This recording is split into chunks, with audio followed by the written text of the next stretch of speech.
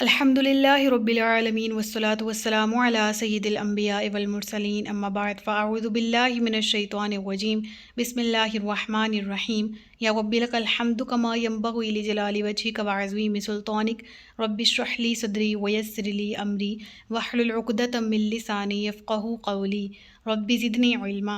السلام علیکم ورحمۃ اللہ وبرکاتہ۔ پارہ نمبر 24 سورۃ الزمر، اردو ترجمہ اور تفسیر۔ گزشتہ اسباق میں آیت نمبر 63 تک پڑھ لیا۔ آج کے سبق میں آیت نمبر 64 سے آغاز کر رہے ہیں، اور اس رکوع کے مفہوم تک جانے سے پہلے، تفسیر تک جانے سے پہلے چھوٹا سا پس منظر آپ کے سامنے رکھ دوں کہ یہ وہ دور تھا کہ اب مشرکین مکہ کی طرف سے طرح طرح کی بے تکی آفرز آنے لگی تھیں، اور وہ کیا تھی کہ اول تو انہوں نے پروپیگنڈا کیا، نیا دین ہے، نئے دین کی بنیاد رکھتی محمد نے علیہ وض باللہ، خود سے قرآن لکھتا ہے، اور یہ قرآن تو نہیں مگر شعر و شاعری، یہ شخص تو نہیں مگر یہ مجنون ہے علیہ وض باللہ۔ طرح طرح کے دین اسلام کی راہ میں روڑے اٹکانے کے لیے الزامات لگائے گئے قرآن پر، قرآن کے کلام الہی ہونے پر، نبی اکرم صلی اللہ علیہ وآلہ وسلم پر، آپ کے آخری نبی ہونے پر، اور اس پر کہ آپ پر قرآن کا نزول اللہ کی طرف سے ہوتا ہے، یہ ماننے کو تیار نہیں تھے۔ اور وہ رسول اللہ کی بارگاہ میں آتے اور کہتے ہیں کہ آپ اس دین کو چھوڑ دیں، ہمارے دین کی طرف آ جائیں، ہمارا دین اختیار کر لیں جو کہ آبا کا دین ہے، جو کہ چلتا آ رہا ہے۔ آپ اس دین میں کیوں تبدیلی کریں؟ کیوں کہہ رہے ہیں کہ یہ دین برحق نہیں ہے، اور ایک نیا دین جس کی دعوت تم دیتے ہو وہ برحق دین ہے؟ تو اس طرح کی وہ اپنی، میں الفاظ کا استعمال نہیں کرنا چاہتی، لیکن گھٹیا ترین آفرز لے کر وہ رسول اللہ کی بارگاہ میں آتے، اور ان کا ذکر ان کی اس رکوع کی پہلی آیت سے شروع ہوتا ہے، اور اللہ تعالیٰ اپنے نبی صلی اللہ علیہ وآلہ وسلم کو فرماتا ہے، نبی آپ ان کو جواب دیجئے ان کی اس طرح کی آفرز پر۔ اور وہ جواب کیا ہے؟ قل، آپ فرما دیجئے، اے جاہلو، کیا تم مجھے اس بات کا حکم دیتے ہو کہ میں اللہ کے سوا کسی اور کی عبادت کروں؟ یعنی وہ آفر لے کر آئے تھے کہ ہمارے دین میں داخل ہو جائیں، تو اے نبی آپ ان سے فرما دیں، کیا تم یہ چاہتے ہو کہ میں اللہ کے سوا کسی اور کی عبادت کروں؟ اور بے شک تمہاری طرف اور تم سے اگلوں کی طرف یہ وحی کی گئی۔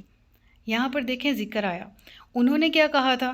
ہمارے اور ہمارے آبا کا دین ایک ہی ہے، آپ اس میں آ جائیں۔ اور اللہ تعالیٰ ارشاد کیا فرما رہا ہے؟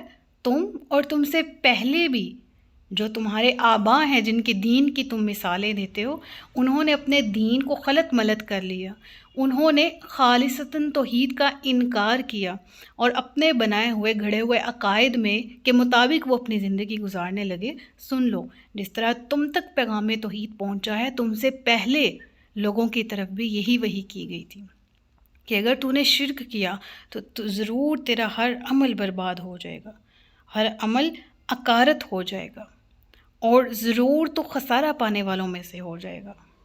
ہاں، تو پھر کرنا کیا چاہیے؟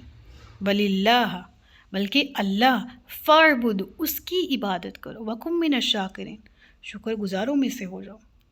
یعنی ان کی بات کی تردید کی گئی، ذکر ہوا اے نبی فرما دیں کہ یہ وہ دین ہے جو کہ خالصتاً توحید کے پیغام پر مبنی ہے، اور یہی توحید کا پیغام آپ سے پہلے لوگوں کے پاس بھی آیا تھا، انہوں نے بھی جھٹلایا، لہٰذا جھٹلاؤ نہ۔ بل اللہ، بلکہ وہ اللہ ایک ہے، وحدہ لا شریک ہے، فاعبد، اس کی عبادت کرو، وکم من الشاکرین، اور شکر گزاروں میں سے ہو جاؤ۔ پھر ذکر ہوتا ہے وما قدر اللہ حق قدری، اور انہوں نے قدر نہ کی اللہ کی جیسا کہ اس کی قدر کرنے کا حق ہے۔ مراد کیا ہے؟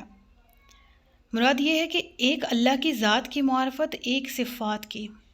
ذات کی معرفت سے تو کفار بہت دور تھے، ظلم تو یہ ہے کہ وہ صفات کو بھی پہچان نہ سکے۔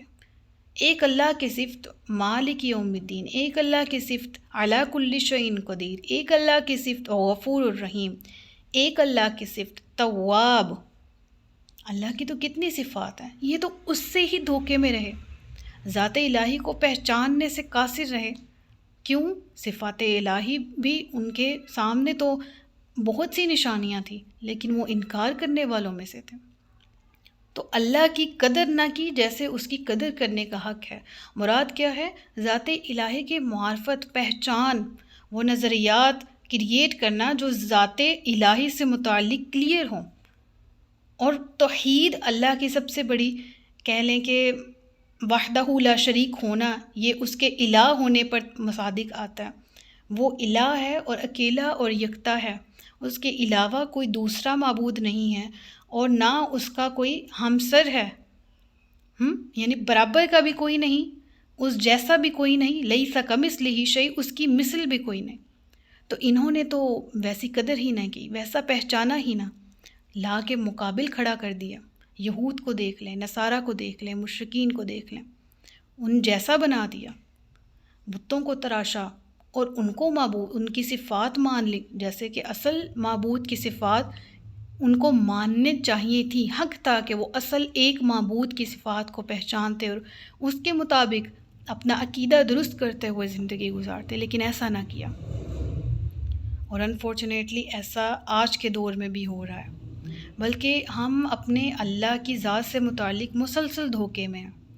ہم نہیں پہچان رہے اپنے اللہ کو جیسا پہچاننے کا حق ہے۔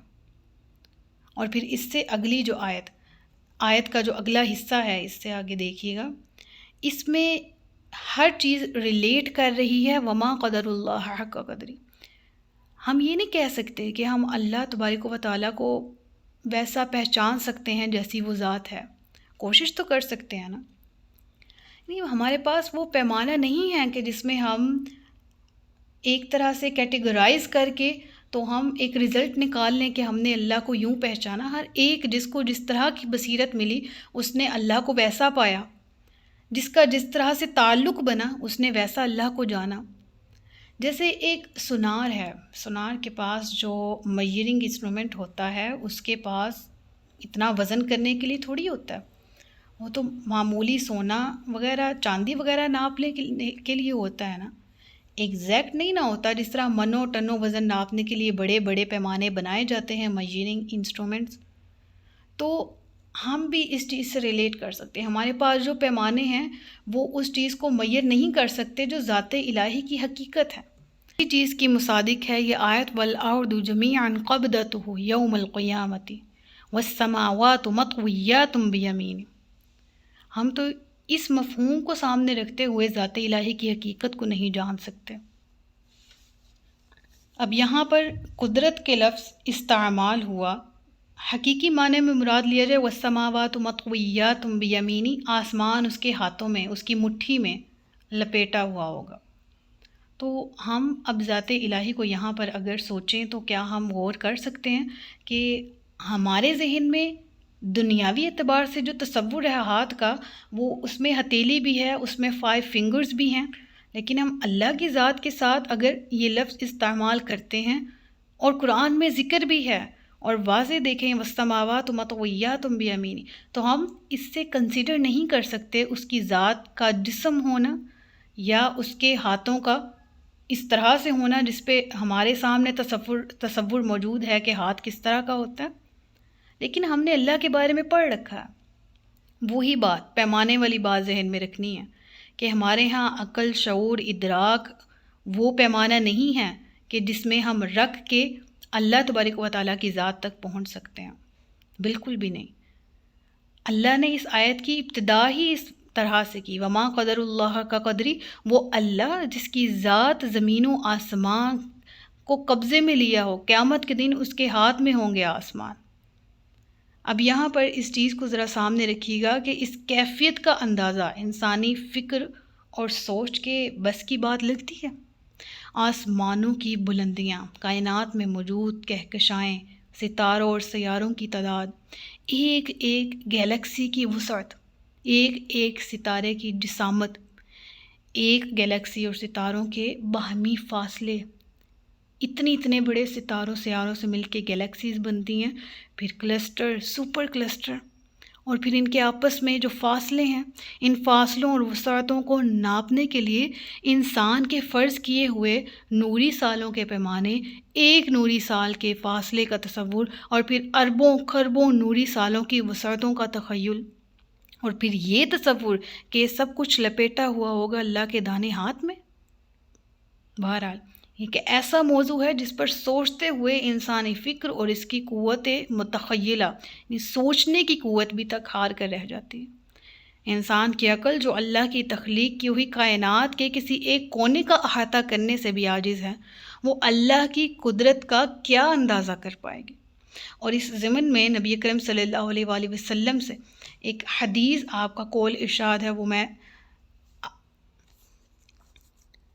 اور اس ضمن میں نبی اکرم صلی اللہ علیہ وآلہ وسلم کی حدیث کہ آپ نے ارشاد فرمایا، قیامت کے دن اللہ آسمان کو لپیٹ کر اپنے دست قدرت میں لے لے گا، پھر فرمائے گا میں ہوں بادشاہ، کہاں ہے جبار، کہاں ہے متکبر، ملک و حکومت کے دعوے دار۔ پھر زمینوں کو لپیٹ کر اپنے دوسرے دست قدرت میں لے گا اور یہی فرمائے گا میں ہوں بادشاہ، کہاں ہے زمین کے بادشاہ۔ صحیح بخاری کی حدیث ہے یہ۔ ہماری تو 5 سینسز جو ہیں وہ ہمارے علم کا باعث ہیں۔ ہم کسی چیز کو دیکھ کے علم حاصل کر سکتے ہیں، سن کے، سونگھ کے، محسوس کر کے، چکھ کے اس کے بارے میں جان سکتے ہیں۔ پھر اس سے اوپری درجہ آتا ہے عقل کا۔ ہم تو اے اللہ اپنی عقل پر بھی بھروسہ نہیں رکھتے، اور ہماری عقل کو یہ قوت استعداد دی ہی کب گئی ہے کہ ہم تیری ذات کے بارے میں الا ماشاء اللہ، ہاں مگر جسے اللہ چاہے۔ اور وہ کون ہیں؟ بروز قیامت ہم میں سے بھی ہوں گے کہ جو ذات الہی کا دیدار کریں گے، اور یوں کریں گے جیسے انسان چاند کا دیدار کرتا ہے، بغیر کسی طرح کی کہہ لیں ریزسٹنس کے، بغیر کسی کہہ لیں کہ ایک بہت سارے لوگ ہوں گے اہل جنت اور بہت زیادہ تعداد ہوگی، تو ایسا نہیں ہوگا کہ رش کی وجہ سے دیکھنے میں مشکل پیش آئے، بلکہ کلیئر اللہ تبارک و تعالیٰ کی ذات نظر آئے گی۔ لہٰذا یہ انہی آیات متشابہات میں سے ہے قرآن کے بارے میں کہ جن کا ذکر موجود ہے، لیکن ہم اس کا مکمل سینیریو سوچیں بھی تو ہماری سوچ جواب دے جاتی ہے کہ اس وقت کے لمحات کیا ہوں گے۔ اور آگے بالکل ایک آیت ایسی آ رہی ہے، اس میں مزید اسی آیت سے ریلیٹ کر کے ہم پڑھیں گے۔ ذکر ہوتا ہے وَنُفِخَ فِي الصُّورِ فَصَعِقَ مَن فِي السَّمَاوَاتِ وَمَن فِي الْأَرْضِ إِلَّا مَن شَاءَ اللَّهُ، اور سور میں پھونک مار دی جائے گی تو جتنے آسمانوں میں ہیں اور جتنے زمین میں سب بے ہوش ہو جائیں گے مگر جسے اللہ چاہے۔ پہلے نفخہ کا ذکر ہے، اور ذکر ہوتا ہے کہ زمین و آسمان میں سب بے ہوش ہو جائیں گے، ہاں مگر جنہیں اللہ چاہے۔ مراد کیا ہے کہ پہلے نفخہ کے بعد بھی کوئی ایسا ہے جس پر اس کا اثر نہیں ہوگا؟ علماء اور مفسرین اس کی بہت سی تعبیریں کی ہیں۔ ذکر ہوتا ہے کہ پہلے نفخہ کے بعد جو جنت میں موجود حوریں ہیں، جو معمور فرشتے ہیں، رضوان ہیں، جو جہنم کے کیڑے بچھو ہیں، اس طرح کی چیزیں، اور جو جنت میں موجود مقرر کردہ فرشتے ہیں وہ اس سمیت خاص مقربین فرشتے، وہ اس اثر سے محفوظ رہیں گے۔ یعنی جن کو میدان محشر کے ساتھ لنک کیا گیا، وہ حوریں، وہ فرشتے جو جنت میں موجود ہیں، یا وہ ایسے فرشتے یا وہ ایسی عذاب کی صورتیں جو جانداروں کی شکل میں جہنم میں موجود ہوں گی، سانپ، بچھو، کیڑے مکوڑے وغیرہ، وہ پہلے نفخہ کے بعد بھی موجود رہیں گے۔ بالکل اسی طرح سے علماء اور مفسرین فرماتے ہیں کہ انبیاء کرام علیہم الرضوان، ان کی ذاتوں پر پہلے نفخہ کا بالکل بھی وہ اثر نہیں ہوگا جو زمین پر موجود زندہ لوگ جس طرح سے وہ نفخہ کی وجہ سے بے ہوش ہو کر گر پڑیں گے۔ تو قیامت کی ہولناکیوں سے اللہ کے مقربین، اللہ کے نیک بندے محفوظ رہیں گے۔ ہاں جب دوسرا نفخہ پھونکا جائے گا تو پھر اللہ کی بارگاہ میں سب جمع کر دیے جائیں گے، اور اس میں سب لوگ ہی مراد ہوں، ٹھیک ہے، سب لوگ ہی شامل ہوں۔ تو یہاں پر جو الا من شاء اللہ ہے، اس میں علماء اور مفسرین نے اور بھی بہت سی تعبیریں پیش کی ہیں۔ وَنُفِخَ فِيهِ اُخْرَىٰ، اور پھر جب دوسرے مرتبہ سور پھونکا جائے گا، فَإِذَا هُمْ قِيَامٌ يَنظُرُونَ، تو اسی وقت وہ دیکھتے ہوئے کھڑے ہو جائیں گے۔ تو اس چیز پر ابھی میں نے گفتگو کر لی۔ اب یہاں پر جو آیت ہے بہت زیادہ امپورٹنٹ ہے، وَأَشْرَقَتِ الْأَرْضُ بِنُورِ رَبِّهَا وَوُضِعَ الْكِتَابُ وَجِيءَ بِالنَّبِيِّينَ وَالشُّهَدَاءِ وَقُضِيَ بَيْنَهُم بِالْحَقِّ وَهُمْ لَا يُظْلَمُونَ، اور زمین اپنے رب کے نور سے جگمگا اٹھے گی۔ یہاں پر ذکر آتا ہے زمین اپنے رب کے نور سے جگمگا اٹھے گی، اور ہم نے پڑھا کہ قیامت کے دن کہ اذا زلزلت الارض زلزالها واخرجت الارض اثقالها وقال الانسان ما لها يومئذ تحدث اخبارها بان ربك اوحى لها۔ ہم نے زمین کی بہت سی کنڈیشنز پڑھی ہیں، یہاں پر کیا ذکر ہے؟ میدان محشر جو لگے گا کیا وہ اس زمین پر لگے گا؟ یہ جسے ارتھ کہا جاتا ہے، ایک پلینٹ یہ۔ میں نے اس سے متعلق بہت سی تفاسیر پڑھی ہیں اور علماء فرماتے ہیں، جس میں سے جو بہت زیادہ مجھے سمجھ آنے والی ہے کہ میں اس کو ایزیلی آپ تک پہنچا پاؤں گی، وہ سورہ ابراہیم کی آیت ہے، یوم تبدل الارض غیر الارض والسماوات وبرزوا للہ الواحد القہار۔ یاد کرو جس دن زمین کو دوسری زمین سے اور آسمانوں کو بدل دیا جائے گا اور تمام لوگ ایک اللہ کے حضور نکل کر کھڑے ہوں گے جو سب پر غالب ہے۔ تو یہاں اس آیت کی تفسیر میں بھی ہم نے پڑھا تھا کہ یہاں دو طرح کی تبدیلی مراد ہے۔ ایک تو یہ کہ ذات زمین کو ہی بدل دیا جائے گا، ایک زمین کو دوسری سے مراد جہاں پر جس جگہ پر روز محشر قائم ہوگا اس جگہ کو زمین کہا گیا، اور دوسری مراد یہ ہے کہ صفات زمین بدل جائیں گی، یعنی پوری زمین کو ہموار کر دیا جائے گا ایک چٹیل میدان کی جگہ، اور پھر حساب کتاب شروع ہوگا۔ تو اس آیت کو سامنے رکھتے ہوئے یوم تبدل الارض غیر الارض، اب یہاں پر ذکر کرتے ہیں واشرقت الارض بنور ربها۔ یہ ہماری قوت، ہماری طاقت سے باہر ہے کہ ہم اس چیز کا اندازہ کر پائیں کہ میدان محشر کہاں پر وقوع پذیر ہوگا۔ اس زمین پر بھی اللہ کرنے پر قادر ہے، اس کی حیت تبدیل کر دے، اس زمین کو دوسری زمین سے تبدیل کرے، اور اس دوسری زمین کو یہاں پر کہا گیا کہ وہ زمین اللہ کے نور سے چمکے گی، اور اللہ زمین و آسمان کا نور ہے، اس کا ذکر ہم پیچھے پڑھ کے بھی آ چکے ہیں۔ بہرحال وَوُضِعَ الْكِتَابُ، اور کتاب رکھی جائے گی۔ اس کتاب سے مراد کیا ہے؟ لوح محفوظ، اس کا ذکر بھی آتا ہے۔ پھر اور انبیاء اور گواہی دینے والے لائے جائیں گے، اور لوگوں میں سچا فیصلہ فرما دیا جائے گا، اور ان پر ظلم نہیں ہوگا، اور ہر جان کو اس کے اعمال کا بھرپور بدلہ دیا جائے گا۔ تو بعض علماء یہ بھی تعبیر کرتے ہیں، امام رازی کی بھی میں نے یہاں پر تفسیر پڑھی تھی، ان کے مطابق کہ وَأَشْرَقَتِ الْأَرْضُ بِنُورِ رَبِّهَا، یہاں نور سے مراد عدل بھی ہے، کیونکہ اس کے بعد جو مفہوم ہمارے سامنے ہے وَهُمْ لَا يُظْلَمُونَ پہ آیت ختم ہوتی ہے، تو یہاں پر فیصلہ کرنے کا ذکر ہی پایا جا رہا ہے، یعنی اللہ کے عدل سے زمین جگمگا اٹھے گی۔ لیکن نور کے معنی مراد لینا بھی قرآن سے ثابت ہے، اور وہ کس طرح سے؟ اللہ نور السماوات والارض، اللہ زمین و آسمان کا نور ہے۔ لیکن یہ کہنا، یہ معنی نکالنا جس طرح وہ لوگ جو اسلام پر اعتراض اٹھاتے ہیں کہ اللہ جسم رکھتا ہے، کیا اس کے جسم سے منور کیے جائیں گے زمین قیامت کے دن، زمین و آسمان؟ تو ایسا نہیں ہے۔ اللہ تبارک و تعالیٰ کے ہاتھ کا ذکر قرآن میں موجود ہے، وجہ کا ذکر موجود ہے، لیکن نوعیت موجود نہیں ہے، اور نہ ہمارے پاس ایسی عقل موجود ہے کہ جس کے ذریعے ہم احاطہ کر سکیں۔ لیکن اللہ تبارک و تعالیٰ کے دیدار کی امید ہم سب کو ہے، اعمال کی کوشش ہے کہ اللہ ایسے اعمال کرنے کی بھی توفیق دے کہ جس سے بروز قیامت ہم اہل جنت میں شامل ہوں اور اللہ کے دیدار کے مستحق ٹھہریں۔ صدق اللہ العلی العظیم و صدق رسولہ النبی الکریم۔ سچ فرمایا اللہ نے جو عظمت والا ہے۔ اپنا بہت سا خیال رکھیے گا، مجھے دعا میں یاد رکھیے گا۔ تاجدار ختم نبوت زندہ باد، پاکستان پائندہ باد۔ السلام علیکم ورحمۃ اللہ وبرکاتہ۔